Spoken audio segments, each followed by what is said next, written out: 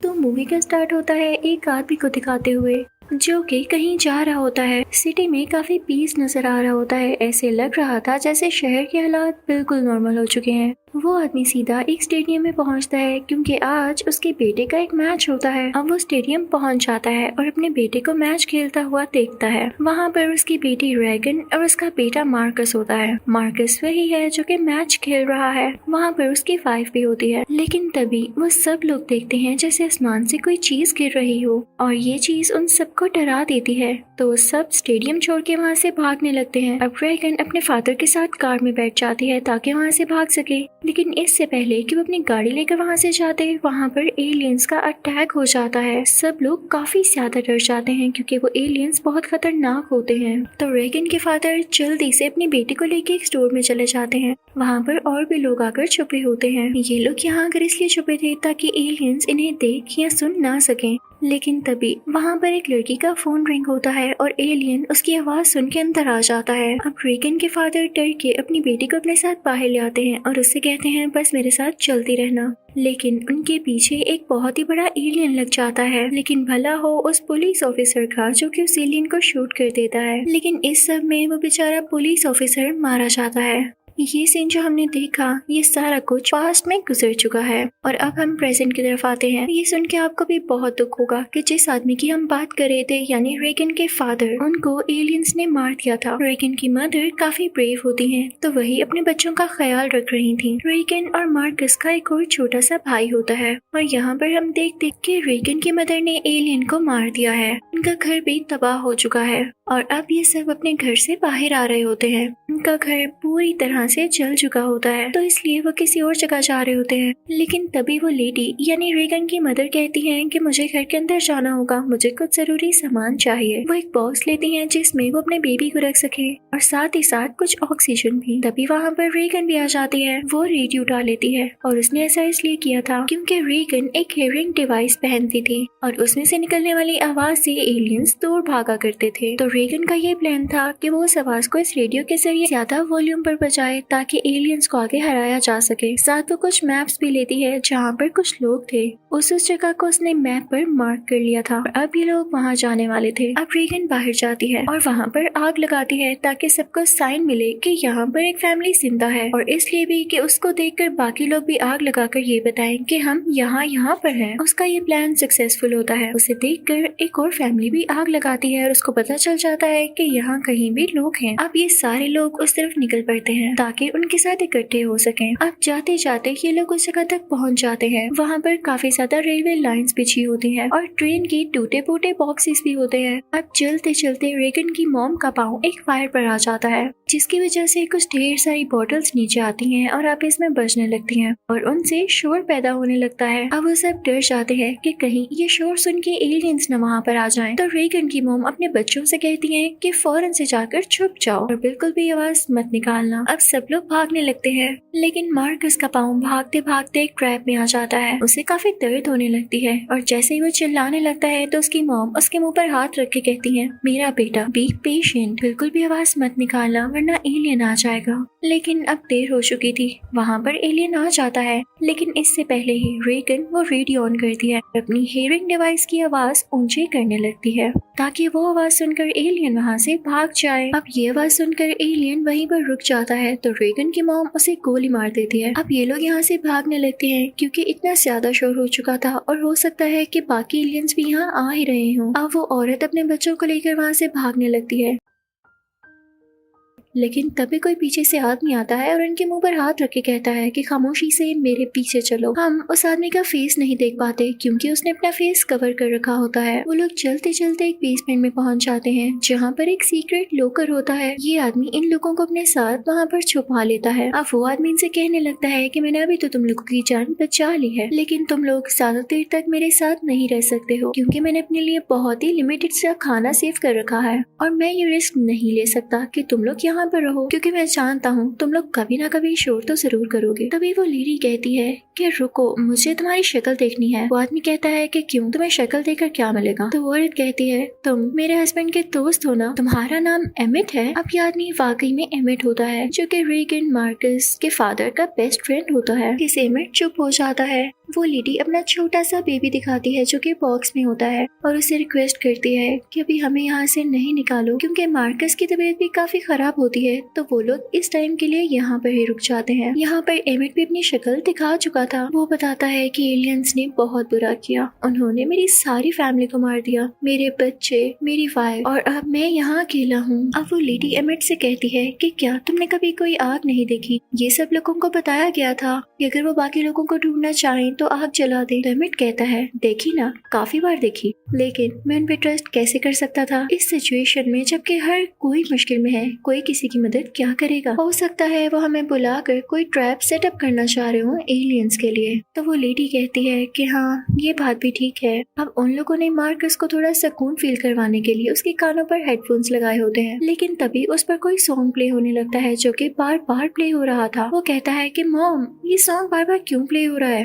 तो एमिट कहता है कि मैं जितने साल से यहाँ पर रह रहा हूँ ये सॉन्ग बार बार प्ले होता है, लेकिन मुझे नहीं समझ आता कि क्यों। अब रात हो जाती है तो रेगन अपने भाई मार्कस के पास आती है और कहती है कि भैया ये सॉन्ग जो बार बार प्ले होता है इसके पीछे जरूर कोई मैसेज है और मैंने इसका पता लगा लिया है। ये सिग्नल इनफैक्ट एक आइलैंड से आ रहा है, हमें वहाँ पर जाना होगा। यहाँ पर रेगन इशारों से बात कर रही होती है और ये चीज अच्छी भी होती है क्योंकि एलियंस इनको सुन नहीं पाते। मार्कस अपनी बहन से कहता है कि नहीं, हम यहाँ से भी नहीं हिलने वाले, तुम भी आराम से बैठ जाओ। अब खैर रात हो जाती है और सारे सो जाते हैं, लेकिन रेगन नहीं सोई थी। वो कुछ तैयारियां कर रही थी ऑब्वियसली उसी आइलैंड पर जाने के लिए। मार्कस की आंख खुलती है तो उसे एक नोट मिलता है और वो नोट ये था कि रेडियो को ऑन रखना। इनफैक्ट रेगन अब उस आइलैंड पर निकल चुकी थी और हो सकता है कि वो सिग्नल के साथ कुछ और मैसेज भी भेजे, इसीलिए तो उसने मार्कस को ये सुनने को कहा। जब ये बात रेगन की मॉम को पता चलती है तो वो काफी रोने लगती है। वो कहती है कि इसने क्या किया, इसने अपनी जान खतरे में डाल ली। वो फौरन से एमिट के पास जाती हैं और कहती हैं तुम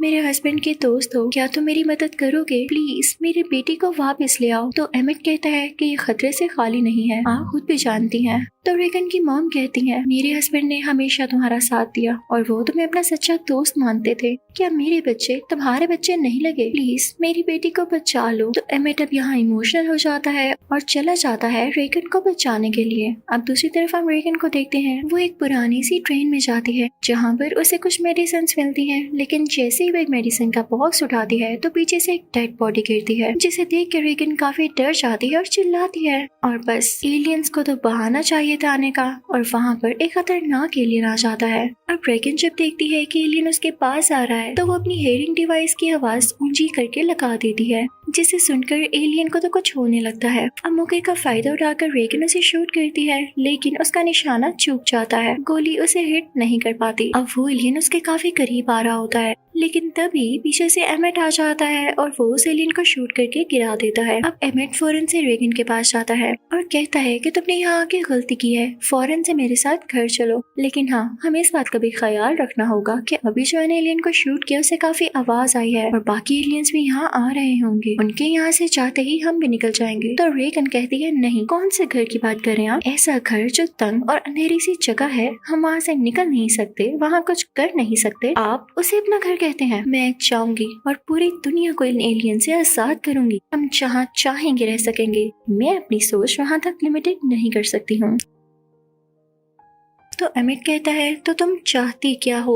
तुम जानती हो ना कि मैं अपनी फैमिली के लिए भी कुछ नहीं कर पाया और वो मारी गई। तो रेगन कहती है बस यही तो बात है, आप कुछ कर नहीं पाए, अब आपके पास मौका है, आप कुछ करें, आप मेरे साथ आइलैंड तक आए, हम दुनिया के हालात बदल देंगे। अब एमिट कहता है कि चलो ठीक है, लेकिन तुम पहले थोड़ा सा रेस्ट कर लो, उसके बाद चलेंगे। अब यहाँ पर वो रेगन सो जाती है, लेकिन जब वो उठती है तो उसके पास ना रेडियो होता है, ना ही उसकी हेयरिंग डिवाइस है, उसकी गन भी वहाँ पर नहीं होती। वो बाहर जाती है तो देखती है एमिट भी वहाँ पर नहीं है, तो वो रोने लगती है। उसे लगता है कि शायद एमिट उसे छोड़कर चला गया है, लेकिन तभी वहाँ पर एमिट आता है और कहता है हमें एक बोट मिली है, हम उस पर जाएंगे। अब ये लोग तैयारियां करने लगते हैं उस आइलैंड तक जाने के लिए, लेकिन उस तरफ हम मार्कस को देखते हैं, उसकी तबीयत काफी खराब हो रही होती है और जिस बॉक्स में मार्कस का छोटा भाई होता है उसके साथ अटैच ऑक्सीजन भी कम हो रही होती है, जिसकी वजह से उनकी मॉम यानी वो लेडी काफी परेशान हो जाती है और वो कहती है कि मैं फार्मेसी से जाऊंगी ताकि अपने बच्चों के लिए मेडिसिन ला सकूं। अब वो वहाँ से निकल पड़ती है। वो लेडी वहाँ से कुछ मेडिसिन लेती है और 2 ऑक्सीजन की सिलेंडर भी उठाती है। अब दूसरी तरफ उधर मार्कस पूरे घर में एक टॉर्च लेकर फिर रहा होता है। जैसे वो कोई चीज ढूंढना चाह रहा हो भी वो एक रूम में पहुंच जाता है और वो देखता है कि वहाँ पर किसी की डेड बॉडी है और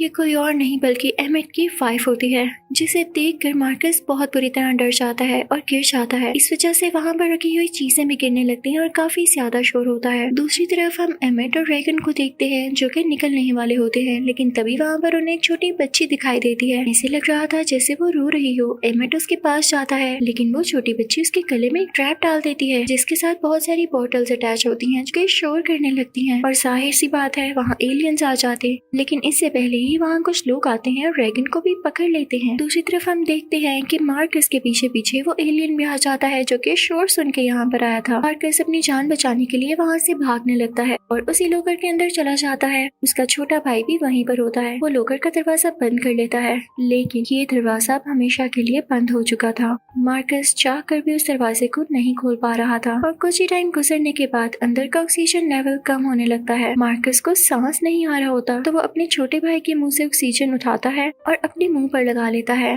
उसका भाई रोने लगता है लेकिन अब वो कर भी क्या सकता था। वो साथ साथ अपने भाई को भी ऑक्सीजन दे रहा होता है और उतनी देर में वो लेडी यानी मार्कस की मॉम आ जाती है। वो देखती है कि जमीन पर ऑयल पड़ा हुआ है। उसे एक आइडिया आता है। वो शोर मचाती है ताकि जैसे ही एलियंस यहाँ पर आए और ऑयल के ऊपर अपना पाँव रखें तो मैं उनको शूट कर दूं। और ऐसा ही होता है। वहाँ पर एलियन आते हैं। वो लेडी वहाँ शूट करती है तो ऑयल की वजह से वहाँ आग लग जाती है और एलियन उसमें जलकर मारा जाता है। अब वो लेडी अंदर आती है तो देखती है कि उसके बच्चे लोकर में लॉक हो चुके हैं। वो जल्दी से लोकर खोलती है। वो उनको ऑक्सीजन देती है। दूसरी तरफ वो लोग रेगन को कहीं पर लेकर जा रहे होते हैं तो एमिट उससे कहता है पानी में कूद जाओ और इसी के साथ एमिट शोर करने लगता है जिसकी वजह से वो एलियन वहाँ आ जाता है और उन सब लोगों को मार देता है। इतनी ही देर में एमिट भी पानी में कूद चुका था। उसके पीछे एक एलियन भी जंप लगाता है लेकिन पानी में आने की वजह से वो मारा जाता है क्योंकि पानी भी उनकी एक वीकनेस होती है। तभी उसके पास रेगन एक बोट लेकर आती है और एमिट को अपने साथ ऊपर खींच लेती है। एमिट के मुंह में वो हेयरिंग डिवाइस होती है जो कि इन लोगों ने रेगन से छीन ली थी। वो हेयरिंग डिवाइस रेगन को देता है और अब ये लोग निकल पड़ते हैं फाइनली उस आइलैंड की तरफ। लोग उस आइलैंड तक पहुंच चुके थे। वहां जाकर ये देखते हैं कि वहां के लोग बड़ी अच्छी जिंदगी गुजार रहे हैं और एलियंस भी यहाँ तक नहीं आ सकते क्योंकि दरमियान में पानी आता है और एलियंस यहाँ आते आते मर जाएं। एमिट बहुत खुश होता है और वहाँ एक आदमी से बात करने लगता है। वो कहता है कि मैं इस बच्ची रेगन की वजह से यहाँ पर आया हूँ। वहाँ से एमिट सीधा रेगन के पास जाता है और उसे कहता है कि तुम बहुत ब्रेव हो, बिल्कुल अपने फादर की तरह। इस बात से रेगन काफी खुश हो जाती है। लेकिन तभी हम देखते हैं कि उस आइलैंड के पास एक बोट आ रही है जो कि अपने आप तैरकर वहाँ तक पहुँच चुकी थी और उसमें एक एलियन होता है। अब एमिट शोर मचाने लगता है कि सब लोग अपने घरों के अंदर छुप जाएं, एलियन अटैक करने आ रहा है। अब सब लोग भागने लगते हैं और जिस आदमी से एमिट शुरू में बात कर रहा था वो गाड़ी स्टार्ट करता है। अब एमिट और रेगन भी उस गाड़ी के अंदर बैठ जाते हैं और वो आदमी जोर जोर से हॉर्न बजाने लगता है ताकि एलियन उनके पीछे लग जाए। ऐसा ही होता है। वो भागकर एक रूम में पहुंचते हैं लेकिन वो एलियन उस आदमी को अपने साथ ले जाता है। एमिट और रेगन अंदर ही होते हैं। वहाँ पर ब्रॉडकास्टिंग सिस्टम भी होता है जहाँ से ये रेडियो सिग्नल्स भेज सकते थे। उधर हम देखते हैं कि मार्कस काफी बीमार हो चुका होता है और वो तीनों लोकर के अंदर कैद होते हैं। वो लोग ऑक्सीजन कंटिन्यूसली यूज कर रहे थे जिसकी वजह से ऑक्सीजन भी काफी कम रह गई थी। अब उन बच्चों की मॉम यानी वो लेडी जब लोकर से बाहर देखती हैं तो वहाँ पर एलियन होता है। अब वो एलियन उनके लोकर का दरवाजा तोड़ देता है, अंदर आने की कोशिश करता है लेकिन वो जगह छोटी होने की वजह से वो अंदर नहीं आ पाता। लेकिन अपने हाथ से वो उन लोगों को इंजर्ट करने की कोशिश कर रहा होता है। उतनी देर में रेगन वहाँ पहुँच जाती है ताकि अपनी हेयरिंग डिवाइस की आवाज को स्पीकर पर लगा सके और इसके सिग्नल्स हर जगह भेज सके। इसीलिए उसने मार्कस को रेडियो ऑन रखने के लिए कहा था। लेकिन उतनी देर में यहाँ पर भी एलियन आ जाता है और एमिट पर अटैक करने लगता है। लेकिन रेगन जल्दी से उसका स्पीकर ऑन कर देती है, अपनी हेयरिंग डिवाइस की आवाज उसमें लगा देती है। इसके सिग्नल सारे रेडियो तक जाते हैं। अब उस तरफ मार्कस भी वो रेडियो पकड़ के एलियन के पास आने लगता है और वो इससे दूर भागने लगता है। रेडियो को पकड़ के ही मार्कस उस लोकर से बाहर आ जाता है और एलियन पीछे पीछे जा रहा होता है। अब मार्कस यहाँ पे इस एलियन को शूट करके मार देता है और दूसरी तरफ रेगन भी उस एलियन पर काफी बुरी तरह अटैक करती है और वो एलियन वही मारा जाता है। यहाँ पर इन दोनों बच्चों ने बहुत अच्छा काम किया था। इनकी मॉम को जरूर इन पर प्राउड होगा और इनके फादर की सोल को भी कि मेरे बच्चे मेरी तरह ब्रेव हैं। और इसी के साथ ये मूवी यही एंड होती है। Thank you for watching.